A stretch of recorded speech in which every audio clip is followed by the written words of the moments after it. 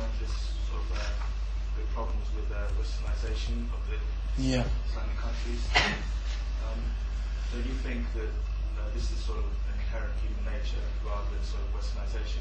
Because you yourself mentioned earlier in your speech that mobility was looked on very highly. So don't you think the seeds were already there?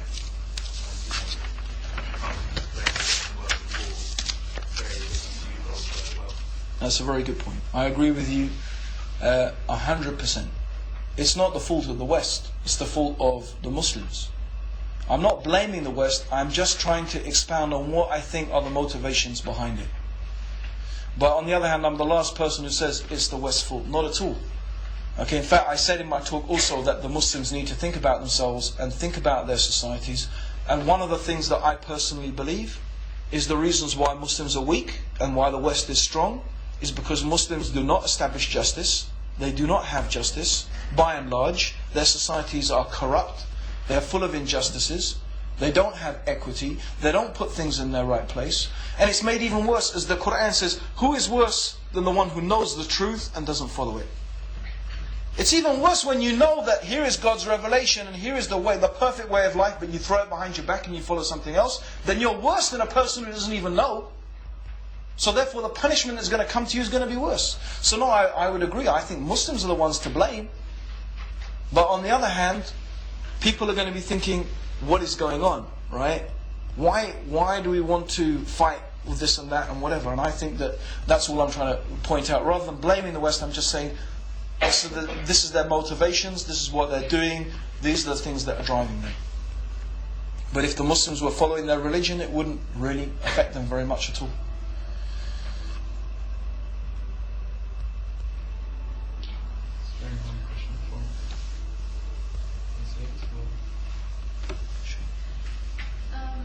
You mentioned that the Muslim nation was powerful and great when they implemented the Islamic laws. What can one say to people who would say, okay, the Western nations in the Dark Ages were sort of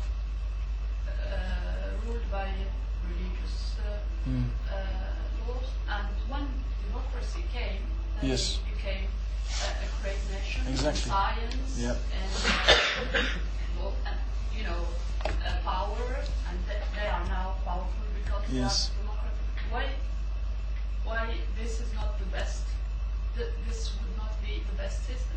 That's a good question. But that shows the difference between a true religion and a false religion. That's one argument I will say. I could use this as a type of argument to show that Christianity was not the true religion. If it was true, it would have had the beneficial effect. Okay? So, and therefore I will also say that, yes, because you see, it's very interesting when we examine, if we really now examine this historically, and this is something I wanted to sort of knit it in, but I didn't get around to it.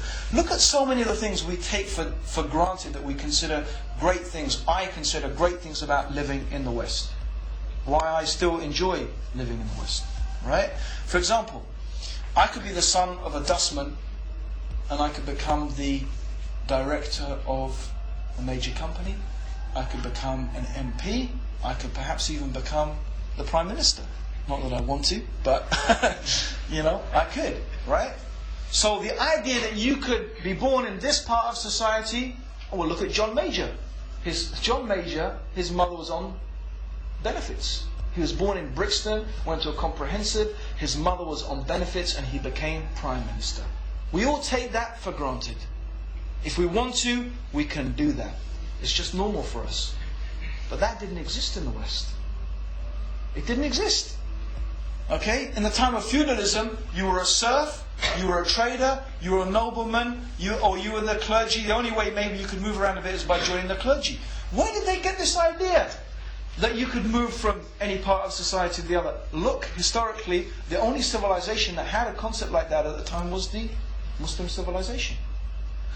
If you again look at the idea of science, Christianity has long had a big conflict between science. between the scientific knowledge and the religious knowledge. Because Adam and Eve ate from the tree of knowledge. Right? So it's almost as if knowledge was something dangerous. Okay? Islam never had a problem with that.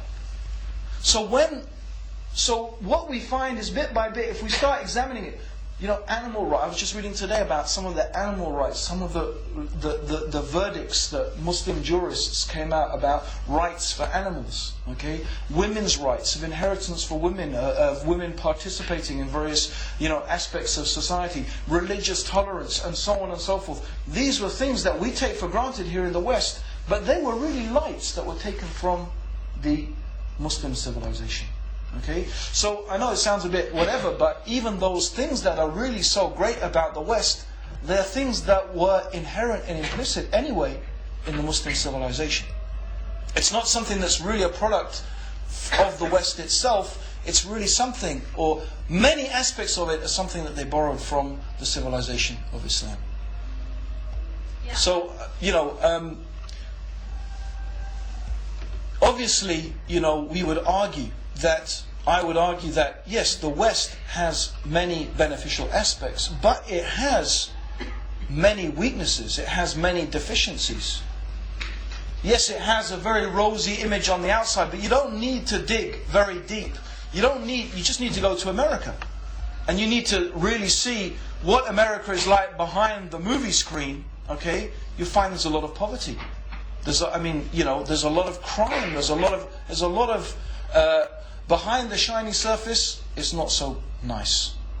Okay? And the strange thing is, if you go to the Muslim lands, it's almost the opposite. Yes, it's grotty, it's thin, it's corrupt, but if you go behind the surface, you'll find that it's very stable. The family's still important, how the people are, how they behave, etc., etc. You understand? It's almost as if the West is showing a nice outside, but when you look inside, it's not so nice. And yes, the Muslim world shows a pretty unpleasant outside, but when you go down and you meet the ordinary people and you see what's going on, it's really not as bad as it looks. So appearances can be deceptive. That's another thing one has to think about. It's not a proof in and of itself anyway, it's just something, like I said, to think about.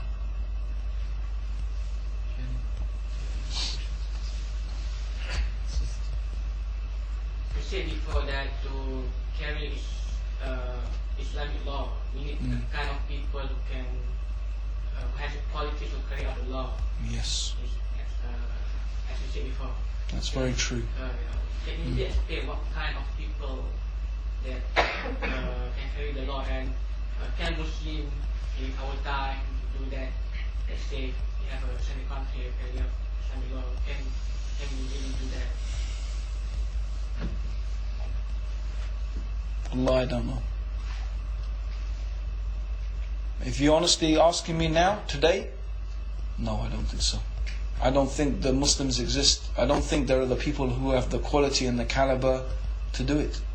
If I look at the Muslims today, even if we just look at the Muslim groups, okay, if the Muslim groups, the Ikhwan al-Muslimin, the Hizb al-Tahrir, the Salafiyun, the whoever they may be, right? If these people represent, right, the forefront of calling back to Islam, then I have to say that we're in a pretty hopeless situation. Look how they treat each other. Look how they talk about each other. They can't even be just with each other. How are they going to be just with a Jew or a Christian? We can't even establish the simple etiquettes and manners of brotherhood. Okay, we can't be just with each other. How are we going to be just outside of that? So, this is what I really think. We're racked by partisanship, tribalism. It's a different type of tribalism. It's not like I belong to, the Quraysh, and I belong to, whatever it is, Bani Umayyah, or I belong to this and that. No, now I belong to this group, and I belong to this group, and I belong to this group.